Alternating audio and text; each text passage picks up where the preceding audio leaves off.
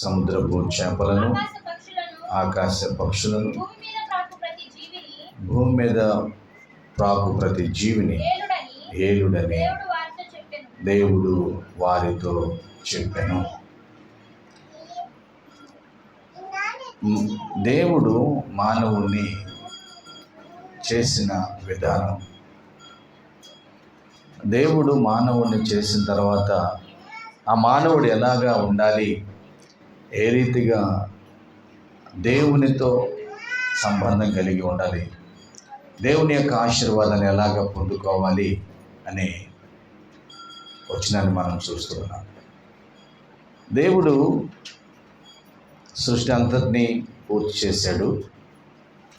అది చాలా చక్కగా ఉంది, అది చాలా మంచిగా ఉందని దేవుడు చూశాడు. అన్నీ చేసిన తర్వాత దేవుడు మానవుడిని చేశాడు. ఎందుకు అంటే మానవునికి ఏమేం కావాలో అవన్నీ దేవుడు ముందుగానే కలుగు చేశాడు. మానవునికి ఏం కావాలో అవన్నీ ముందుగానే దేవుడు కలుగు చేశాడు. ఇప్పటికి కూడా కొందరు ఇంకా శాస్త్రజ్ఞులు దేవుడు కలుగు చేసిన సృష్టిని ఇంకా రీసెర్చ్ చేస్తూనే ఉన్నారు.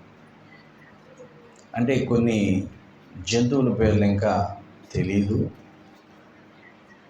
కొన్ని పండ్ల పేర్లు కూడా తెలియదు, కొన్ని చెట్ల పేర్లు కూడా ఇంకా తెలియదు.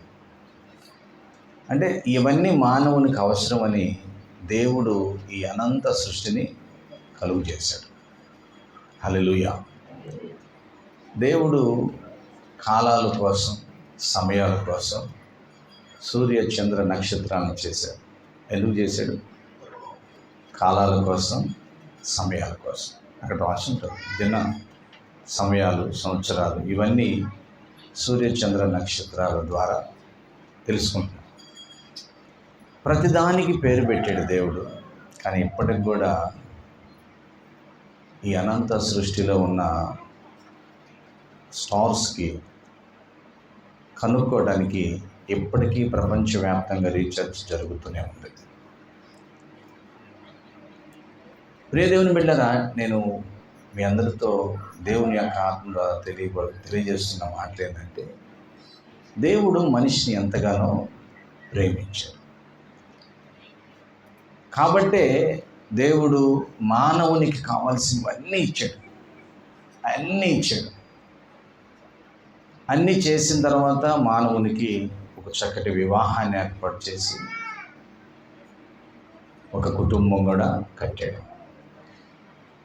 ఇక్కడ దేవుడు మానవుడిని ఎంతో ప్రేమిస్తుంటే ఈ సృష్టిలో కొద్దిగా తెలివిగా ఉండి మానవుణ్ణి పడేయడానికి, దేవుణ్ణి దూరం చేయడానికి ప్రయత్నం చేసి సర్పం తన ప్రయత్నాన్ని నెగ్గించుకుని దేవునికి మానవుణ్ణి దూరం చేసేసింది. కానీ దేవుని యొక్క ఆలోచన ఏంటి అంటే, మనం చదువుకున్న వచనమే, దేవుడు చూడండి 28, దేవుడు వారిని ఆశీర్వదించును. అంటే దేవుడు వారిని ఆశీర్వదించేసాడంతే, అయిపోయింది. ఇవి పొందుకునే కాదు, పొందుకున్నవి. దేవుడు ఆశీర్వదించాడు, అందరిని ఆశీర్వదించాడు. కానీ దాన్ని మనం అనుభవించాలి అంటే మనం ఏమై ఉండాలి? ఈరోజు ఆ సత్యాన్ని మనం గ్రహిద్దాం. ఈరోజు దేవుడు ఇచ్చిన ఈ అనంత సృష్టి మానవుని కోసమే, మరొక దానికోసం కాదు. మానవుడు అనుభవించడానికి, మానవుడు ఆనందించడానికి, దేవుని బిడ్డగా ఉన్నవారు సంతోషించడానికి. కానీ కుయుక్తి కలిగిన మాటల్లో పడిపోయి తప్పిపోయాడు. తప్పిపోయినప్పటికీ యేసు క్రీస్తు ద్వారా దేవుడు మరలా మానవుణ్ణి దర్శిస్తూనే ఉన్నాడు. కానీ ఆ పొందిన ఆశీర్వాదం దూరమైంది. మరలా దాన్ని పొందుకోవాలంటే ఏం చేయాలి? ఎందుకు దూరమైంది? ఈ సత్యాలను మనం ఈరోజు గ్రహిద్దాం. మరొకసారి ఈ వచనాన్ని మనం చదువుకుందాం. దేవుడు వారిని ఆశీర్వదించును, ఎట్లనగా మీరు ఫలించాలి, అభివృద్ధి పొందాలి, విస్తరించాలి, భూమిని నిండించాలి, దానిని లోపరుచుకోవాలి. సముద్రపు చేపలను, ఆకాశ పక్షులను, భూమి మీద ప్రాకు ప్రతి జీవిని ఏలుడని దేవుడు వారితో చెప్పాను. అంటే దేవుడు మానవుణ్ణి ఏ రీతిగా చేశాడంటే ఒక నాయకుడిగా చేశాడు. ఎలా చేశాడు చెప్పాలి? ఒక నాయకుడిగా, లీడర్గా ఏలాలి, పరిపాలించాలి, మనం ఏలుబడి చేయాలి. దేని మీద? ఈ భూమి మీద. ఎవరి మీద? సృష్టి మీద. ఈ భూమి మీద ఉన్న ప్రతి జీవి, నేల మీద ప్రాకేది కానీ, ఆకాశంలో ఎగిరేది కానీ, నీళ్ళల్లో కదిలేది ఏదైనా మనిషికి లోబడాలి, మానవునికి లోబడాలి. దేవుని మాటకు విధేయత చూపించే ప్రతి వ్యక్తికి లోబడాలి. ఇది దేవుడు మనిషిని చేసిన విధానం. కానీ ఈరోజు మానవుడు ఏలుతున్నాడా? ఏమంటున్నా? మానవుడు ఏమయ్యాడంటే బానిసయ్యాడు. స్లేవరీ, ఒక బానిసగా మారాడు. దేనికి బానిసగా మారాడు? పరిపాలించాల్సిన వ్యక్తి, పరిపాలనలో అధికారం కలిగి ఉండవలసిన వ్యక్తి దేనికి ఒక బానిసగా మారాడంటే, దేవుడు దాన్ని లోపరుచుకోమంటే దానికి లోబడ్డాడు మానవుడు. హల్లెలూయా. అర్థమవుతుందా? మీ అందరికీ అర్థం అవడానికి, ఒకవేళ మన పిల్లలతో మనందరం సముద్ర స్నానానికి వెళ్ళామనుకో, ఎక్కడికి వెళ్ళామనుకో చెప్పాలి మీరు అందరు? ఎక్కడికి? బీచ్కి వెళ్ళామనుకో. దేనికి? స్విమ్మింగ్ చేయడానికి. కొందరు ఎంతవరకు ఉండాలి లోన అంతవరకు ఉండి వచ్చేస్తారు. కొందరు ఇంకా కొద్దిగా బయట ఉన్న వాళ్ళు ఏమంటారు? వద్దురా, వద్దమ్మా, రా అని పిలుస్తూ ఉంటారు. కానీ ఈ సముద్రాన్ని కానీ మరొకటి దాన్ని కానీ మనమేం చేయాలి? ఏలాలి. కానీ అక్కడికి వెళ్ళి అది ఇచ్చే సంతోషంలో మనం పడిపోయి ఏమైపోతున్నాం? లోబడిపోతున్నాం, జారిపోతున్నాం. మీకు అర్థమవడానికి ఈ మాట చెప్పాను. అంటే అది ఒక ఉదాహరణ మాత్రమే. ఇలాగా భూమి మీద చాలామంది చాలా ఒక్కొక్క విధంగా ఏమైపోయారంటే బానిసలు అయిపోయారు. ఏంది? రాత్రి అంతా నిద్ర పట్టలేదంట, కడుపులో నొప్పిగా ఉందంట. ఏం చేద్దాంలే బ్రదర్, అలా రోడ్డు మీద వెళ్తున్నాను, అప్పుడే వేడివేడిగా మిరపకాయ బజ్జీలు తీసుంటే తినాలనిపించింది. సరే ఒకటి తిందాం అనుకున్నాను, కానీ ఏమైంది? రుచి ఎక్కువగా ఉంది. 2-3 తినేసా. ఏమైంది? గ్యాస్, కడుపులో నొప్పి, గుండె నొప్పి, రాత్రి అంతా నిద్ర పట్ల. ఎవరిది? ఏలమన్నాడు, కానీ ఏమయ్యావు? చెప్పాలి, ఏమయ్యావు? బానిసయ్యావు. ఏలమంటే బానిసగా వెళ్తున్నా. ప్రతిదీ భూమి మీద ప్రతి దానికి మనకి బిబ్లికల్గా, బైబుల్ పరంగా ఒక హద్దులు ఉన్నాయి. ఈ హద్దుల్లో మనం జీవిస్తే మనమే పాలకులం. వెళ్ళు చప్పలు పెడదాం. హల్లెలూయా. మనమే పాలకులం. మన రాజు యేసయ్య. బైబిల్లో ఏముంది? పరలోక రాజ్యము సమీపముగా ఉంది. ఆమేన్. ఆయన నిత్యము పరిపాలించే రాజు. ఆ రాజ్య పాలనలో నువ్వు కూడా, నేను కూడా ఒక పాలకుడిగా ఉండాలంటే లోబడకూడదు, బానిసగా మారకూడదు. హల్లెలూయా. బానిసగా మారకూడదు. ఫస్ట్ ప్రతి వ్యక్తి ఏదైనా కొత్త విషయాన్ని నేర్చుకునేటప్పుడు ఏమని చెబుతారో తెలుసా? నేను చాలా అదుపులో ఉంటాను అంటారు. ఏమంటారు? నేను చాలా అదుపు, నాకు తెలుసు జ్ఞానం, నేను ఎంతవరకు ఉండాలో అంతవరకే ఉంటాను అంటారు. తర్వాత కుదరలేదు, జారిపోయాం, కుదరలా, బానిస అయిపోయాం. కానీ దేవుడు నిన్ను అలాగా చేసింది. దేవుడు తన రాజ్య పాలనలో నీవు కూడా ఒక పాలకుడిగా ఉండాలని, హల్లెలూయా, నీవు కూడా ఒక నాయకుడిగా ఉండాలని. ఎవరెవరో వాళ్ళ దగ్గరికి వెళ్ళి చేతులు కట్టుకుని తల దించుకొని బానిసగా బ్రతకమని కాదు. ఈ సృష్టిని ఏలే యొక్క ఆధిపత్యాన్ని దేవుడు మానవుడికి ఇచ్చాడు, కానీ దాన్ని పోగొట్టుకున్నాడు దేవుడు, మానవుడు. దాన్ని తిరిగి సంపాదించుకోవడానికి యేసుక్రీస్తే రారాజుగా మొట్టమొదటి లోకానికి వచ్చి తిరిగి ఆయన శిలువ మరణము ద్వారా ఆధిపత్యాన్ని మనందరికీ అప్పచెప్పాడు. హల్లెలూయా. ఆ అధికారాన్ని మనందరికీ అప్పచెప్పాడు. నీకు తెలియక బానిసత్వంలోకి వెళ్ళిపోయావు, నీకు తెలియక స్లావరీగా ఉండిపోయావు, బానిసగా జీవిస్తున్నావు. ఇదిగో నువ్వు చేసిన ప్రతి అవిధేయతను బట్టి నేను శిలువలో మరణిస్తున్నాను, తిరిగి వచ్చే నువ్వు అధిపతివి. హల్లెలూయా. నాకు తెలిసిన నా చిన్ననాటి స్నేహితుడు, తను ఒక స్టేజీకి వచ్చిన తర్వాత డ్రగ్కి అలవాటయ్యాడు.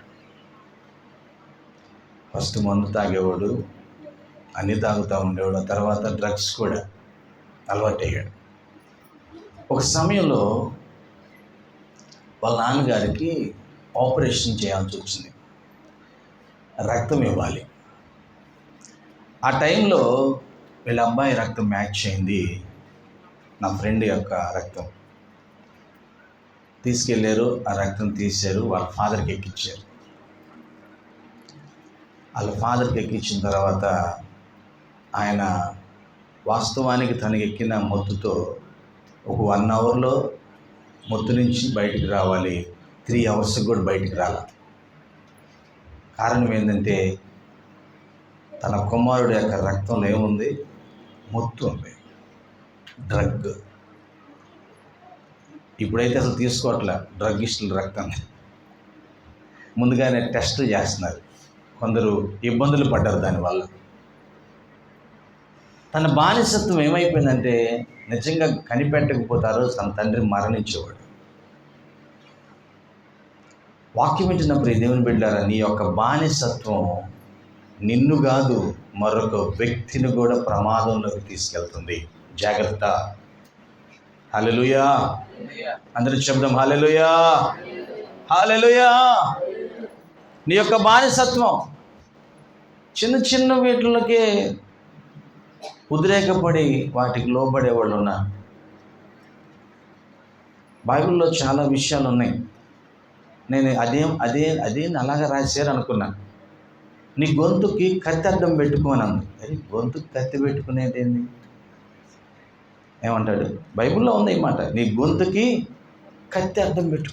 గొంతుకి కత్తి అడ్డం పెట్టేది ఏందా అని దానిపైన ఏంది, దాని కింద ఏం చదివితే నువ్వు తినేటప్పుడు జాగ్రత్తగా తిను అని అంట. హల్లెలూయా. అర్థమవుతుందా? మనకి ఎంత కావాలి అంతే తీసుకోవాలి. కానీ కొద్దిగా పప్పు ఉండి, కొద్దిగా నిమ్మకాయ పచ్చడి ఉండి, కొద్దిగా నెయ్యి ఉండి, పక్కన కొద్దిగా అప్పుడు ఉంటే ఏమైపోతుంది చెప్పాలి? ఏమైపోయింది? ఆగిద్దా? ఆగట్లా. అంటే నీ గుణం బానిసత్వంలోకే తీసుకెళ్తుంది, కానీ అధికారిగా శాసించే తత్వంలోకి రావటం లేదు. జాగ్రత్త. వాక్యం వింటున్న ప్రియ దేవుని బిడ్డ, దేవుడు నిన్ను ఎంతగానో ప్రేమించి ఆ దేవుడు నిన్ను తనతో పాటు ఒక నాయకుడిగా, ఒక పాలకుడిగా ఉండాలనుకుంటే మనమేమో బానిసగా జీవిస్తున్నాం. మీ అందరికీ తెలుసు. ఒక బీద విధవరాలు ప్రవక్త గారి దగ్గరికి వెళ్ళింది. వెళ్ళి, అయ్యా, నా భర్త నీ దగ్గర శిష్యుడిగా పనిచేశాడు, ఎంత నమ్మకంగా ఉండడని నీకు తెలుసు. అప్పట్లో మేము అప్పు చేసాం. ఏం చేసాం? అప్పు చేసాం. ఈ అప్పు యజమాని ఇప్పుడు మా ఇంటికి వచ్చి ఏమంటున్నాడు తెలుసా? నువ్వు అప్పు తీర్చలేవులే కానీ నీ 2 పిల్లల్ని బానిసలుగా తీసుకెళ్తాను. అప్పు తీరేంత వరకు వాళ్ళు నా దగ్గర బానిసలుగా పనిచేస్తారు. ఆ తర్వాత నువ్వు తీసుకొచ్చుకోవచ్చు అని అన్నాడయ్యా. నా కుమారుని నేను వదిలిపెడితే నాకు ఇష్టం లేదు, నువ్వేమన్నా సహాయం చేయయ్యా.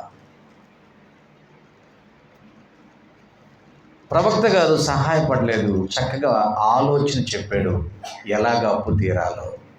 ఎందుకు చెప్పాడు ఒకసారి ఆలోచించండి. అమ్మ, అప్పు చేసావు కదా, తప్పదు, బానిసత్వంగా పంపించేయి, అయిపోయిన తర్వాత వస్తారులే అన్నాడా? ఎందుకు అంటే దేవుడు ఏ మానవుడిని బానిసగా ఉండటం ఇష్టం లేదు కాబట్టి. హల్లెలూయా. అంతే. ఎవరు ఇష్టంగా బానిసగా ఉండటం దేవునికి ఇష్టం లేదు, ఏ మనిషి. ఈ మాటలు మాట్లాడుతున్నప్పుడు ప్రియ దేవుని బిడ్డలారా, మీ హృదయంలో పరిశుద్ధాత్మ దేవుడు ఒక ప్రశ్న ఇస్తున్నాడు. ఏంటో తెలుసా? నువ్వు కూడా ఒక బానిసవే. అంటే నేను చెప్పిన వాటిలో కాకపోయినా ఖచ్చితంగా నువ్వు దానికి బానిసగా ఉన్నావు. లోకంలో ప్రకృతిని శాసించమని చేతే ఈ ప్రకృతిని నీ స్వాధీనంలోకి తీసుకోకుండా దానికి లోబడిపోతున్నావు నువ్వు. కొంతమంది అందమైన పురుషులను చూస్తే అమ్మాయిలు ఆగరు, ఆడవాళ్ళు ఆగరు, చూస్తూనే ఉంటారు. ఎందుకో?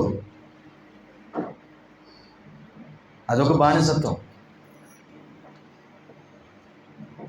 అలాగే పురుషులు కూడా అదొక బానిసత్వం. ఏలమన్నాడు, పరిపాలించమంటే దాని నుంచి మనం గెలిచాం. హల్లెలూయా. ఆ కోరికలు మనలో ఉండకూడదు, ఆ తలంపులు మనలో ఉండకూడదు. కొట్టుకెళ్తాం, పాపం 4-5 సరుకులు ఎక్కువ తీసుకున్నాం. లెక్కలు వేసుకునేటప్పుడు కొట్టైన కరెక్ట్గా లెక్కేలా 300 రూపాయలు ఎక్స్ట్రా ఇచ్చేసాడు నీకు. ఏం చేస్తున్నావు నువ్వు? అబ్బా, వాళ్ళు చాలామందిని మోసం చేస్తున్నారు, ఈ 300 నాకు మిగిలినని చెప్పి తెచ్చుకుని వాడుకుంటున్నావు. అంటే డబ్బును చూసేవారికి ఏమైపోయింది? నీ బుద్ధి బయటపడిపోయింది కదా. తిరిగి వెళ్ళి ఈ డబ్బు నేను ఏలాలి అని చెప్పి తిరిగి ఎప్పుడైనా ఇచ్చావా? దేవునికి మహిమ కలుగును గాక. నేను హృదయపూర్వకంగా చూస్తున్నాను, క్రైస్తవుడు పరిపాలించే వ్యక్తి. హల్లెలూయా. ఏడు చెప్పలు పెడదాం. హల్లెలూయా. ప్రతి విషయాన్ని, ప్రతి దానిని పరిపాలించగలిగిన సామర్థ్యత దేవుడు మనకిచ్చేసాడు. ఆ రీతిగా మనల్ని ఆశీర్వదించాడు. ఆ రీతిగా మనం ఫలింపులోకి వచ్చాం. ఆ రీతిగా మనం విస్తరించాలి. కానీ ఈరోజు సిగ్గుసేటు ఏంటంటే,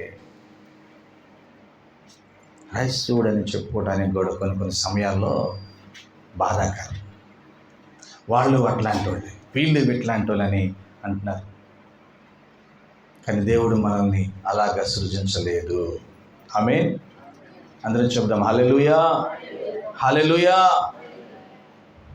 డబ్బు చూస్తే బానిసగా మారిపోతున్నాం, మరొక దాన్ని చూస్తే బానిసగా మారిపోతున్నాం, మరొక వ్యక్తిని చూస్తే బానిసగా మారిపోతున్నాం. ఉద్రేకంతో నన్ను నేను అదుపులో ఉంచుకోగలనని చెప్పి వెళ్ళిపోయి జారిపోయి ఈరోజు లేవలేని స్థితిలో ఉన్నాం, బానిస అయిపోతున్నాం. కానీ దేవుడు మనందరికి ఇచ్చిన గొప్ప ధన్యత ఏంటంటే ప్రతి జీవిని మనం ఏలాలంట. హల్లెలూయా. బైబిల్లో ఎవరైనా ఏలేరా? మనుషులు గుర్తున్నారా? ఎవరైనా మీకు ఎవరైనా గుర్తున్నారా? నాకు తెలుసు, ఎలీషాను ఆయన ఉన్నాడు, ప్రవక్త. ఆయన్ని ఇలాగే నడుచుకుంటూ వెళ్తాడు. ఆయన గొంగలు వేసుకుంటాడు, దుప్పటి పైన కప్పుకుంటూ వెళ్తూ ఉన్నాడు. కొంతమంది అల్లరి మోక అంటే దుష్టులు, దేవుడు అంటే భయం లేదు, జీవితం అంటే పర్థం లేని వ్యక్తులు బోడివాడ అని వెనకాల నుంచి రాళ్ళు వేస్తూ ఎగతాళి చేశారు. ఆయన ఏదో పాపం దేవుని ధ్యానంలో ధ్యాసతో నడుచుకుంటూ వెళ్ళిపోతున్నాడు. కోపం వచ్చింది ఆయనకి. కోపం వచ్చి వెనక్కి తిరిగి వారి మీద ఆజ్ఞాపిస్తే ఏమి రమ్మని ఆజ్ఞాపించాడు? ఎలుగుబంట్లు రమ్మని ఆజ్ఞాపించాడు. అడవుల నుంచి ఎలుగుబంట్లు వచ్చి ఆ దుష్టుల్ని ఎట్టబడితే అట్లా చీల్చి పడేసినాయి. అంటే శాసించే ఆధిపత్యాన్ని దేవుడు మానవుడికి ఇచ్చాడు. ఆమేన్. అందరూ చెప్తాం హల్లెలూయా, హల్లెలూయా కదా. యొర్దాను నది 2 పాయలుగా చేశాడా లేదా ఎలీషా? చేశాడా? భూమి ప్రకృతిని ఆపేశాడు. మోషే 2 పాయలుగా సముద్రాన్ని చేశాడా లేదా? చెప్పండి. చేశాడు. ఏలియా ప్రార్థన చేస్తే ఆకాశం నుంచి అగ్ని వచ్చిందా లేదా? వచ్చింది. అంటే ఆ పవర్ మనలో ఉందా లేదా? చెప్పండి. ఇప్పుడు హల్లెలూయా ఉంది,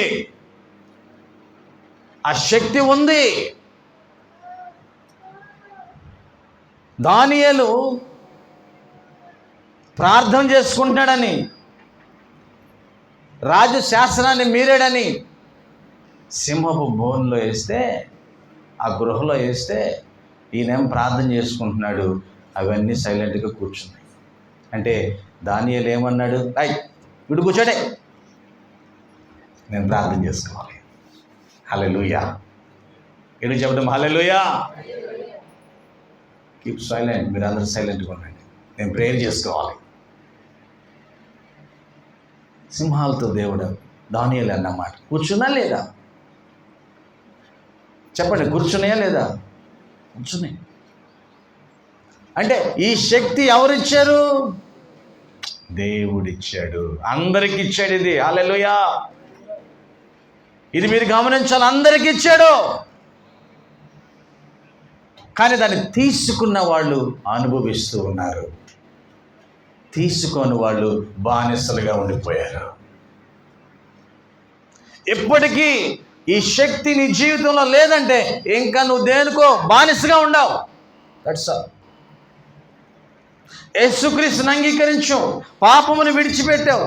నా పాపం ప్రాయశ్చిత్తం యేసయ్య సిలువ రక్తం ద్వారాని నమ్మావు. కానీ ఈ జీవన విధానంలో కొన్నిటి మీద ఆధిపత్యం చేయలేకపోతున్నావు, కొన్నిటి మీద విజయాన్ని సాధించలేకపోతున్నావు.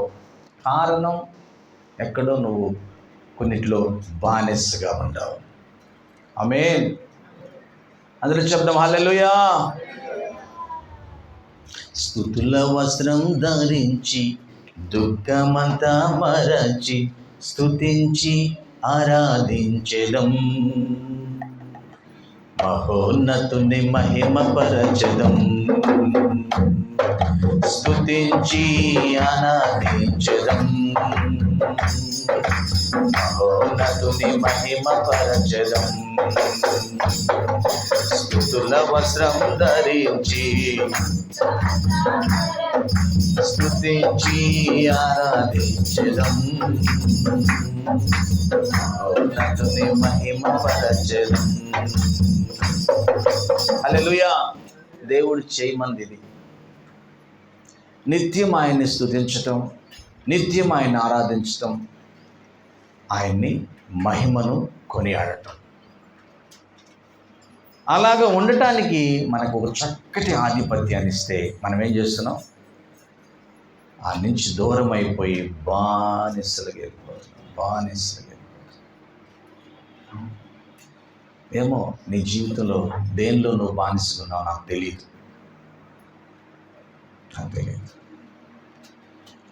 కానీ దేవుడైతే మానవుడిని ఎంతగానో ప్రేమిస్తున్నాడు. ఆమేన్. ఎంతగా ప్రేమిస్తున్నాడంటే నిరంతరం మనతో మాట్లాడుతూ ఉంటాడు ఆయన. చూడండి ఒకసారి కొన్ని మాటలు మనం ధ్యానం చేసుకుని ముందుకు వెళ్ళిపోదాం.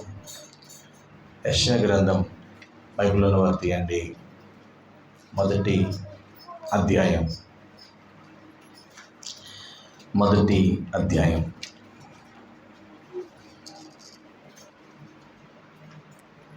19వ వచనం చదవండి. మీరు సమ్మతించి నా మాట వినినడెల్లా మీరు భూమి యొక్క మంచి పదార్థములను అనుభవింతురు, సమ్మతింపక తిరుగుబడిన ఎడల నిశ్చయముగా మీరు ఖడ్గము పాలగుదురు. యెహోవా ఇలాగునే సెలవిస్తున్నాడు, ఈ విధంగానే మాట్లాడుతున్నాడు.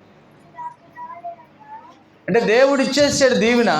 ఆ దీవెన మనం అనుభవించాలంటే ఆయన చెప్పిన మాటను మనం వింటమే, అంతే. మాట విని దాని ప్రకారం మనం జీవించటమే, దాన్ని అనుసరించి మనం జీవించటమే. దాన్ని అనుసరించి జీవిస్తే మనం ఉన్నతంగా ఉంటాం. హల్లెలూయా. నిజంగా ఒక్కొక్క ఆశీర్వాదాన్ని మనం అనుభవిస్తూ ఉంటాం, ఒక్కొక్క దీవెనను మనం అనుభవిస్తూ ఉంటాం. సమ్మతింపకపోతే ఖడ్గం అంటే ఏంటి? ఎవరైనా రాజుగారు వచ్చి ఇంకొకళ్ళు వచ్చి కత్తి తీసుకుని నరికేస్తారంటావా? కాదు. ఏదో ఒక ఇబ్బంది ద్వారా నశించిపోతాం, దేవునికి దూరం అయిపోతాం, నరకానికి వెళ్ళిపోతాం. సమ్మతించాలనే ఆయన చేతులతో చక్కగా నన్ను చేసుకున్నాడు. హల్లెలూయా. సమ్మతించాలనే తప్పిపోయిన నీ జీవితం దగ్గరగా రావాలని ఆయన కుమారుణ్ణి నీ కొరకు నా కొరకు పంపించాడు. ఆయన ఏమన్నాడు? నేనే మార్గం, నేనే సత్యం, నేనే జీవమని బోధించి పాపానికి ప్రాయశ్చిత్తంగా బలియాగమయ్యాడు. ఇప్పటికీ ఆయన ఆత్మ ద్వారా అనేక మంది బోధిస్తూనే ఉన్నారు. వారి మాట మనం వింటే, దాన్ని సమ్మతిస్తే, దాన్ని అంగీకరిస్తే మనం ఆశీర్వదించబడతాం. హల్లెలూయా. మనం ఫలిస్తాం, మనం పరిపాలకులు అవుతాం, పాలన చేసేవాళ్ళం అవుతాం. ఇప్పుడు కూడా చాలామంది అంటారు, ఏంది అన్ని దేశాల్లో ఇశ్రాయేలు దేశమే ప్రపంచాన్ని పరిపాలిస్తుంది. ఎస్, దేవుడిచ్చిన ఆశీర్వాదం అది. ఆమేన్. హల్లెలూయా. దేవునికి ఇష్టలుగా ఏ రాజ్యంలో ఉన్నా ఆ రాజ్యం పరిపాలిస్తూనే ఉంటుంది. ఆమేన్. అంతే. పాలన దేవుడిచ్చిన ఆధిపత్యం అది. దేవుని బిడ్డను మనం సమ్మతించాలి. ఈరోజు ఒక సిగ్గు తెచ్చుకునే విషయం ఏంటంటే, దేవుడేమో ఆయన చేతులతో మనల్ని చేసుకున్నాడు, నోటితో సృష్టి మొత్తాన్ని చేశాడు, ఇంకొకటి కూడా చేశాడు. మనిషిని కాకుండా దేవుడు మరొకటిని కూడా ఆయన చేతులతో చేసుకున్నాడు. ఏంటి అయ్యి తెలుసా మీకు? ఏంటి? చూడండి, మొదటి అధ్యాయం ఆదికాండం, 2వ అధ్యాయం ఆదికాండం 19వ వచనం. ఒకసారి చూడండి, మీరు చదివితే బాగుంటుంది. దేవుడైన యెహోవా ప్రతి భూజంతువును, ప్రతి ఆకాశ పక్షిని ఎక్కడి నుంచి ఏం చేశాడు? నిర్మించి అంటే, నిర్మాణం చేసి అంటే చెప్పాలి, చేశాడు ఆయన. అందుకే భూమి మీద ఉన్న ప్రతి జీవి, పక్షి కానీ, జీవి కానీ, మనిషి కానీ చనిపోతే దేంట్లో కలిసిపోతారు? చెప్పాలి, దేంట్లో? మట్టి కాబట్టి మట్టిలో కలిసిపోతారు. కానీ ఆకాశ పక్షులకు కానీ, భూమి మీద జీవులకు కానీ దేవుడు తన పోలికను కానీ, తన మనస్సును కానీ ఇవ్వలేదు. ఎవరికి ఇచ్చాడు తన పోలిక, తన మనసుని? చెప్పాలి, నాకు. చెప్పండి ఒకసారి, నాకు ఇచ్చాడు. హల్లెలూయా. నాకు ఇచ్చాడు. అందుకే ఆయన ఎక్కువగా ప్రేమిస్తున్నాడు. ఆయన ఏమన్నాడంటే, మీరు సమ్మతించండి, నా మాట అంగీకరించండి అన్నాడు. కానీ ఈరోజు మనిషి దేవుని మాట వింటున్నాడా? చెప్పండి ఒకసారి, వింటున్నాడా? పక్క వాళ్ళని అడగండి, వింటున్నారా? మనిషి దేవుని మాట వింటున్నాడని పక్క వాళ్ళని అడగండి, ఏం చెబుతారో సమాధానం ఒకసారి అడగండి. మనిషి దేవుని మాట వింటున్నాడా? వింటున్నారన్నారా ఎవరన్నా? వినటం లేదు. ఎందుకు వినట్లేదు? చూడండి ఒకసారి. ఇదే యెషయా గ్రంథం మొదటి అధ్యాయం 2వ వచనం.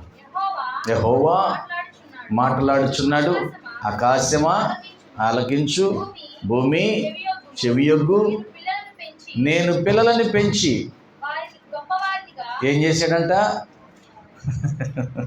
నేను పిల్లలని పెంచి గొప్పవారినిగా చేశాను. ఏమంటున్నారంట వాళ్ళు? అమ్మ ఏమైందంట? నా మీద తిరగబడ్డారంట. దేవుడు అన్న మాట ఇది. ఈ ప్రవచన గ్రంథం. అందుకని మనుషులంట్లా ఇప్పుడు ఎవరితో చదువుతున్నాడు దేవుడు? ఆకాశమా, భూమి, నా పిల్లల్ని ఎంతగానో ప్రేమించుకుని వాళ్ళని ఎదగచేసాను, వాళ్ళని ఆశీర్వదించాను. వాళ్ళు వచ్చి ప్రార్థన చేస్తే వారిని స్వస్థపరిచా. హల్లెలూయా. కోర్టులో కేసులు ఉన్నాయంటే కేసులు తీసేశా. పనులు లేవంటే మంచి వ్యాపారాలు ఇచ్చా. పెళ్లి జరగలేదంటే పెళ్ళి అవడానికి సహాయం చేశా. బిడ్డలు లేరయ్యా అంటే బిడ్డలను కూడా ఇచ్చా. బహుగా ఆశ్రయించా. కానీ ఇప్పుడు ఏం చేస్తున్నారంటే వాళ్ళు ఏమంటున్నారంట? వీళ్ళు నా మాట వినట్లేదయ్యా. ఏం చేయాలి ఇప్పుడు? కాబట్టి నేను ఎవరితో చెప్పాలి ఇప్పుడు? ఎవరితో? ఆకాశమా ఆలకించు, భూమి. అయ్యో, కానీ ఒక్క మాట చెప్పండి మీరందరూ. సృష్టి కోసం దేవుడు మరణించాడా? సృష్టిలో ఉన్న ప్రజల కోసం మరణించాడా? చెప్పాలి. ప్రజల కోసం, నీ కోసం, నా కోసం కదా. నమ్మిన వారి గట్టిగా చప్పట్లు కొట్టండి. హల్లెలూయా కదా. కానీ నేను ఈరోజు స్పష్టంగా దేవుని మాట విని తూచే తప్పకుండా చేసింది ప్రకృతి. వాళ్ళని జ్ఞాపకం చేస్తాను మీకు. కానీ ఎందుకు చేసింది అంటే నువ్వు నేను బాగుపడటానికి చేసింది. ఆమేన్, హల్లెలూయా. నిజం. సృష్టిలో కొన్ని జీవాలు దేవుని మాటను విన్నాయి.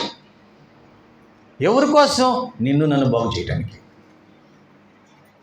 వెళ్దాం ఒకసారి యోనా గ్రంథానికి. రండి అందరం. బైబిల్లో నాకు యోనా గ్రంథం మొదటి వచనం, మొదటి అధ్యాయం. యెహోవాకు అమిత్తయి కుమారుడైన యోనాకు ప్రత్యక్షమై ఇలాగూ సెలవిచ్చెను. నినివే పట్టణస్థుల దోషం నా దృష్టికి ఘోరంగా ఉంది కనుక నీవు లేచి నినివే మహాపట్టణానికి దానికి దుర్గతి పట్టణని వెళ్ళి నువ్వు వారికి ప్రకటన చేయి అన్నాడు. ఎవరితో చెప్పాలి? ఎవరితో? యోనా ఎవరు? ప్రవక్త. యోనా ఎవరు? చెప్పాలి. ఎవరు? పిల్లలు చెప్పాలి. ప్రవక్త. దేవునికి మనుషులకి మధ్యవర్తి అంటే దేవుని బిడ్డ కదా. నీలాంటి వాడేనా? హల్లెలూయా. మనలాంటి వాడేనా? దేవుని బిడ్డలేమో మనం. ఎంతమంది నేను చెబుతున్నాను దేవుని బిడ్డని? హల్లెలూయా. అంటే యోనా లాంటి వాళ్ళు చెబితే యోనా ఏం చేశాడు? మీ అందరికీ ఈ స్టోరీ తెలియదేం కాదు. యోనా ఏం చేశాడు? వెళ్ళాడా? లేదు. తర్షీషుకి పారిపోవడానికి టికెట్కి డబ్బులు ఇచ్చి టికెట్ కొనుక్కుని తర్షీషు వెళ్ళేవాడ ఎక్కేసాడు. వెళ్తా దేవుని సన్నిధి నుంచి పారిపోయాడు. జాగ్రత్తగా వినాలి ప్రియమైన. అన్నీ ఇస్తే దేవుని సన్నిధికి వస్తావా? లేకపోతే పారిపోతావా? హలో, నీకు అన్ని అదృష్టంలా కలిసి వస్తేనే దేవుని సన్నిధి, లేకపోతే కదా. ఈరోజు జనం అందరూ ఎట్లున్నారు? నాకు అన్నీ బాగుంటేనే దేవుని సన్నిధి, లేకపోతే అవసరమేముంది? దేవుని సన్నిధి నుంచి యోనా పారిపోయాడంట. అంటే యోనా దేవుని పోలిక, దేవుని స్వరూపమందు ఉండి చెప్పిన మాట విన్నాడా లేదా? చెప్పాలి. విన్నాడా లేదా? వినలా. కానీ యోనాను బాగు చేయటానికి సముద్రము, గాలి దేవుని మాట వింది. చూడండి 4వ వచనం ఒకసారి. అయితే యెహోవా సముద్రం మీద పెద్ద గాలి పుట్టింపగా సముద్రమందు గొప్ప తుఫాను రేగింది. ఓడ బద్దలైపోవునని బద్దలైపోయే గది వచ్చేసింది. దేనికోసం ఇది? దేనికి ఓడ బద్దలైపోయేటట్టు చేయాలనుకున్నాడు దేవుడు? ఎవరి కోసం? ఒక్క యోనా కోసం, మాట వినని యొక్క యోనా కోసం. హల్లెలూయా. జాగ్రత్త ప్రియదేవుని బిడ్డ, ఈ లోకంలో దేనికి బానిసైపోయి దేవుని మాట వినకుండా వెళ్ళిపోతున్నావో, మనందరికీ సాక్షులుగా దేవుడు సృష్టిని ఉంచాడు. వాటికి ఆజ్ఞాపిస్తాడు నిన్ను నన్ను సరిచేయడానికి,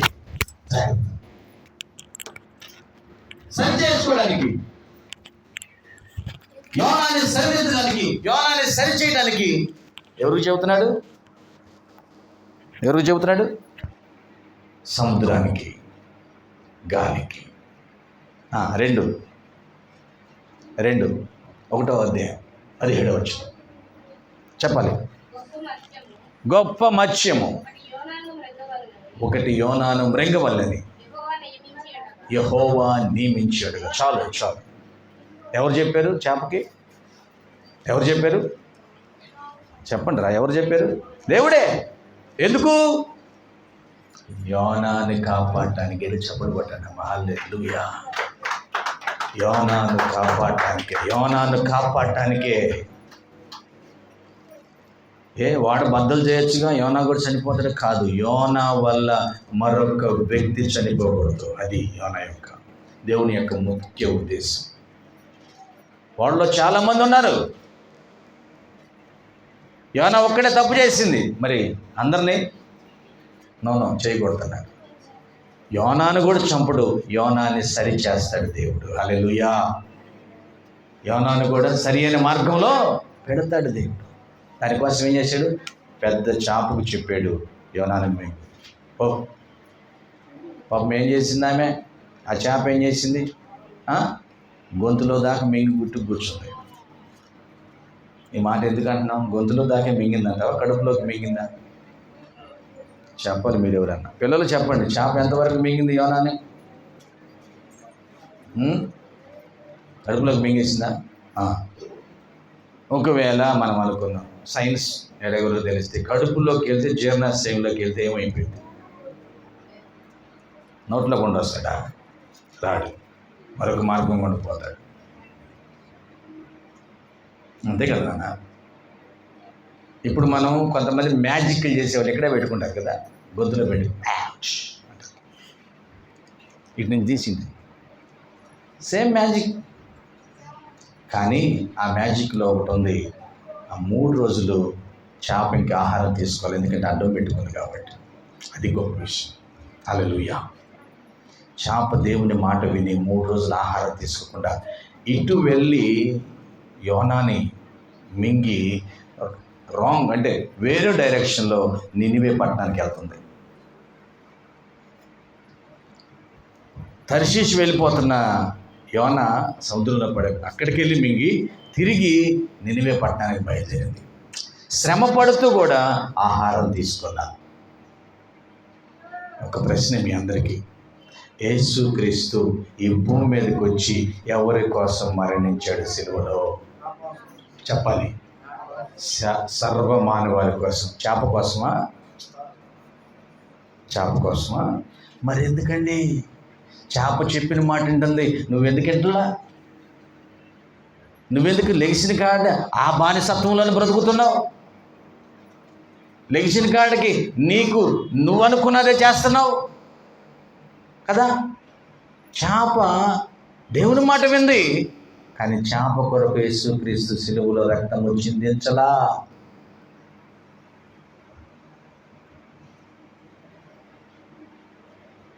మానవుణ్ణి ప్రేమించి మానవుడి కోసమే యేసుక్రీస్తు సిలువలో రక్తం చిందించాడు. ఇంకా ముందుకు వెళితే, ఇంకొద్ది ముందుకు వెళితే చూడండి, ఇంకొద్ది ముందుకు వెళ్తే 4వ అధ్యాయం 6వ వచనం. 4వ అధ్యాయం ఏర్పరిచి ఎవరికి? యోనాకు కలిగిన శ్రమను పోగొట్టడానికి ఏసీ ఒకటి ఫిట్ చేశాడు. అక్కడ ఏసీ అంటే సొర చెట్టుతో చల్లటి గాలి. 1 డేలో వచ్చేసింది అది. ఎన్ని రోజులు?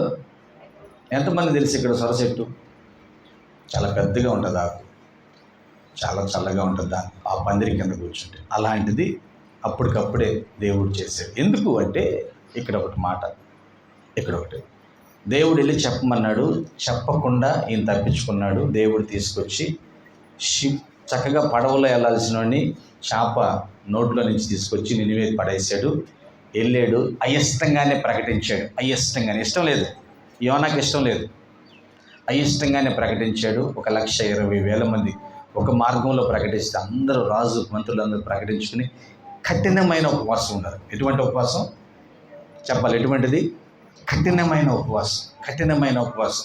ఒకవేళ దేవుడు మన గురించి మనస్సు మార్చుకుంటాడేమో. మనమే కాదు, మన పిల్లలు, మన దొడ్లో ఉన్న పెరట్లో ఉన్న గేదెలు, పశువులు, జీవులన్నీ ఉపవాసం ఉండాలి. అంతే. వాటికి కూడా మేత మాకండి, వాటికి కూడా నీళ్ళు పెట్టమాకండి.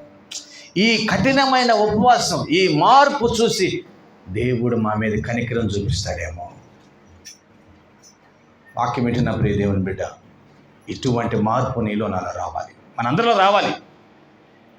ఒక మాట వినకుండా తప్పించుకుపోయిన వ్యక్తి బలవంతంగా ఆ ప్రాంతంలోకి తీసుకొచ్చి దేవుడు బలవంతంగా సువార్తను ప్రకటిస్తే విన్న వాళ్ళందరూ మనస్సు మార్చుకున్నారు. చెప్పిన వానికి ఇష్టం లేదు. హల్లెలూయా. అంతే కదా. చెప్పినోడికి ఇష్టం ఉండి చెప్పాడా? ఏమన్నా లేదు. కష్టంగా వచ్చి చెప్పాడు, బలవంతంగా వచ్చి చెప్పాడు. కానీ విన్న వాళ్ళు ఇది దేవుని మాట. గడి చెప్పులు కూడా హల్లెలూయా. ఇది దేవుని హెచ్చరిక. ఈ హెచ్చరిక నేను లోబడాలి. ఈ హెచ్చరికను బట్టి నేను మనస్సు మార్చుకోవాలని మనస్సు మార్చుకున్నారు. దేవుడు వారిని రక్షించాడు. రక్షించిన వెంటనే యోనా మాట మారుస్తున్నాడు. ఇందుకే నేను వెళ్ళలా అంటున్నాడు కదా. మనల్ని కూడా కొంతమంది ఏదైనా పని మీద పంపించామనుకో, ముందు వెళ్ళరు. తర్వాత ఆ పని అక్కడ మనుషులు అందలేదంటయ్యా, లేరు అంటే అందుకే నేను వెళ్ళా, నాకు తెలుసు అని అంటారు. వాళ్ళు ఉంటారు కదా, మ్యాజిక్ అది. అందుకే నేను వెళ్ళా, నాకు తెలుసు. తప్పది, నువ్వు వెళ్ళాలంతే. హల్లెలూయా. నీ మాటలో ఆ శక్తి దేవుడు ఇస్తాడు. నువ్వు వెళ్ళాలి, చెప్పినప్పుడు చెయ్యాలి. ఇప్పుడు ఎవరెవరు విన్నారు దేవుని మాట? గాలి వింది, సముద్రం వింది, చేప వింది, తర్వాత సొర చెట్టు. ఇప్పుడు మరొక జీవి కూడా వింటుంది. చూడండి, 4వ అధ్యాయం 7వ వచనం. రెండో రోజే దేవుడు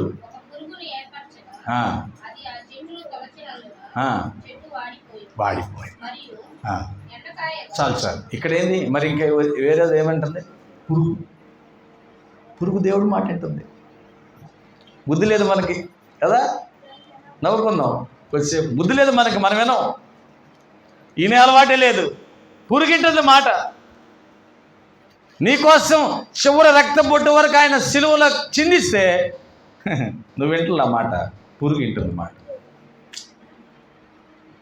అయ్యో,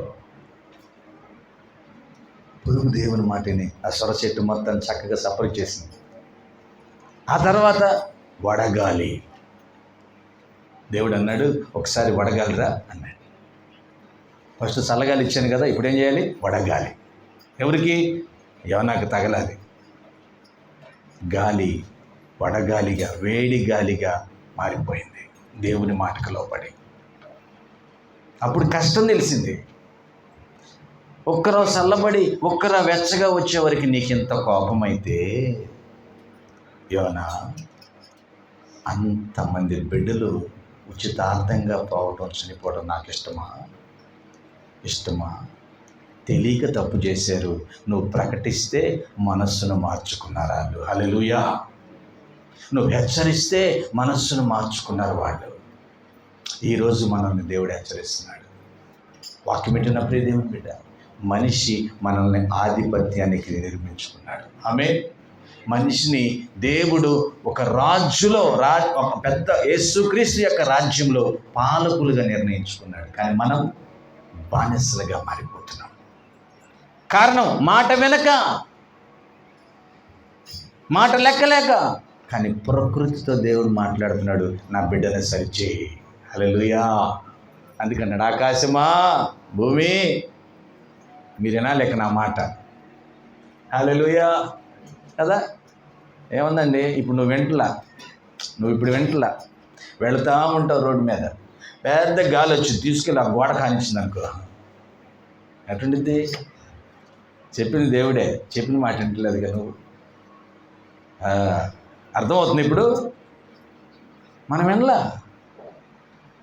కానీ దేవుడు నిన్ను గాయపరచడానికి కాదు, నిన్ను సరి చేసుకుని ఆయన మాట సమ్మతించేవానిగా మార్చుకోవడానికి. ఆమేన్. వాక్యం వింటున్న ప్రియ దేవుని బిడ్డలారా, దేవుని మాట విందాం.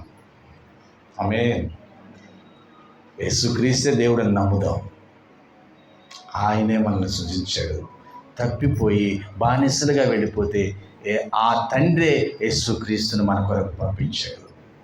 ఆ యేసుక్రీస్తు యొక్క శిలువ మరణము ద్వారే మరణం బానిసత్వం నుంచి బయటకు వచ్చాం, నరకపు కోపము నుంచి బయటకు వచ్చాం. నమ్మితే ఆ రాజ్యములో నువ్వు పాలకుడివి. ఆ మాటను విని సమ్మతిస్తే నువ్వు భూమి మీద ఆయన ఇచ్చే ప్రతి ఆశీర్వాదానికి అర్హుడవు. అట్టి కృప దేవుడు మనందరికీ దయచేయనుగాక. ఆమేన్. అందరూ లేచి నిలబడదాం, చిన్న ప్రార్థన చేస్తున్నాం.